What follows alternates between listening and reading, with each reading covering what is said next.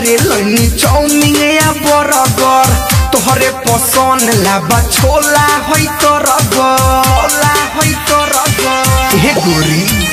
एहो गईनी बाजारे लनी चाउमीन या बर्गर तोहरे पसंद लाबा छोला होई तो काहेला ठंडा जोश करेलू दुल्हा रे मुँह में खियाई तो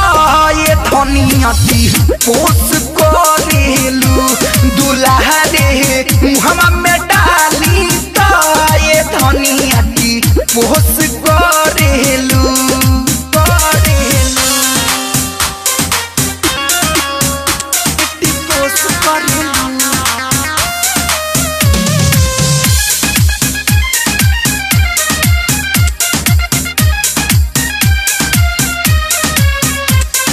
नथिया बाली कहलू संगे झुमको बनमनी बोल कमन सबक गोरी नाही पुरमनी हाय रे नथिया बाली कहलू संगे झुमको बनमनी बोल कमन सबक गोरी नाही पुरमनी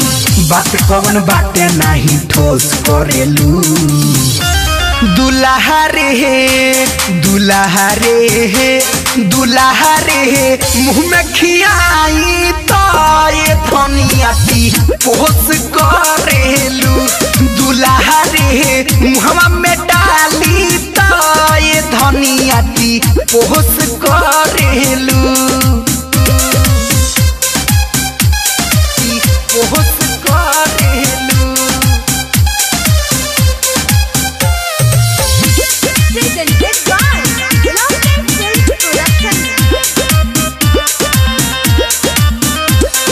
काहे खिसी आइल बाड़ू धनिया हमार हो बोलो न खोआइस कौन बाकी बात तोहार हो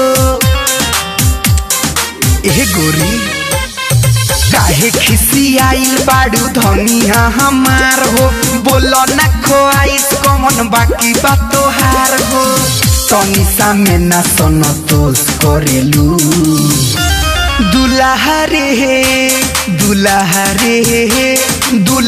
रे मुँह में खियाई तो ये धनिया काहे टिपोस करेलू दुल्हा रे मुँह में धराई